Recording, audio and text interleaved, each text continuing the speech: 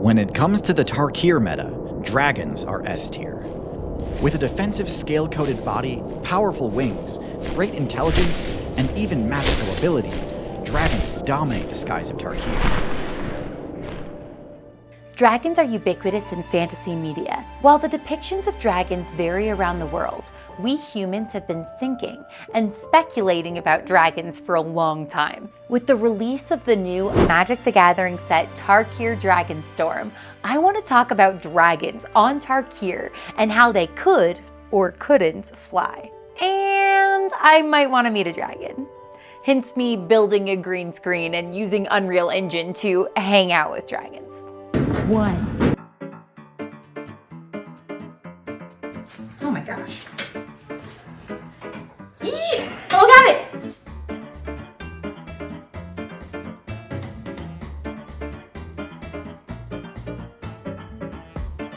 This seems to be working. Oh my gosh. Okay. I can't believe this is working. This is so good.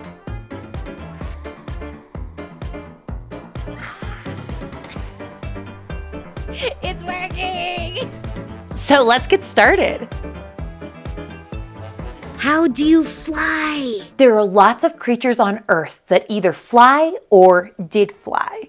Birds, bats, insects, and pterosaurs all at one point flew in the skies across Earth. Based off of the artwork, the dragons on Tarkir appear to use their wings for fully powered flight, which seems wild because they are huge and also covered in scales which add weight. But somehow, they can fly. Let's consider how that might be possible. The physics of dragon flight, while fictional, can be explored using the principles of aerodynamics and biomechanics. For a dragon to achieve flight, it would need to generate sufficient lift.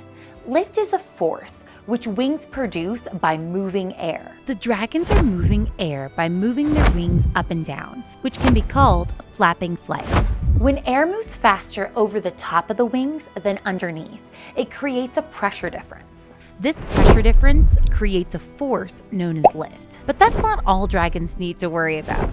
On top of generating enough lift to take off, dragons also need to use their wings to generate thrust, so they can move around. This is a little different than an airplane. An airplane only needs to use its wings to generate lift. It uses another system to generate thrust. But similarly to birds, dragons need to use their wings to generate both lift and thrust through flapping. When a dragon flaps its wings, they're pushing the air. As they push on the air pushes them forward and up, generating both lift and thrust.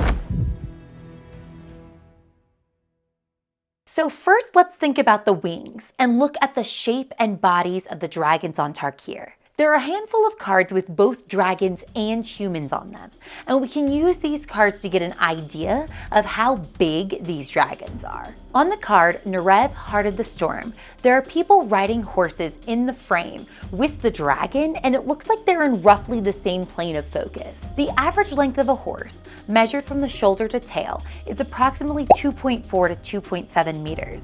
Let's say 2.5 to keep our math easy. Narev is about 12 horse bodies long, not including the length of their tail, which for Narev looks sort of like a spirit tail since they're a spirit dragon. So their body is roughly 30 meters, not including the length of their tail, which we know most dragons need for balance. For some perspective, the average length of a blue whale is 30 meters, which means dragons are very big and would likely be very heavy. Most of the dragons on Tarkir look like they're scaled up versions of reptiles. I notice a lot of elements that look similar to attributes of lizards or crocodiles. Their legs, for example, look a bit like crocodile legs. In order to support a creature as large as a dragon to walk around and move on land, they would need proportionally thicker bones, but strong, heavy bones would make flying more difficult. Take birds, for example. Bird bones are uniquely adapted for flight. Unlike the dense bones of many mammals, bird bones are hollow, and their bones are fused together in places. So to both support the flexible membranes of their wings and walk around on land, our fantasy dragons would need to have extremely light but very sturdy and massive bones. It makes me want to understand what their bones are made of and understand if they are hollow. Maybe there's naturally occurring carbon fiber bones on Tarkir? Have scientists on Tarkir done a dragon biopsy? Do you think they'd give me access? A key physical feature of dragons are their wings. There are a few dragons on Tarkir, such as the Sonic Shrieker and Shiko, Paragon of the Way, that look like they have bird-like wings with stiff feathers, although many of the dragons appear to have more bat-like wings, with membranes stretched between elongated fingers. An example's the Riling Dawnbreaker. There are examples of creatures that have been alive at some point on Earth that are quite big with both of these wing designs.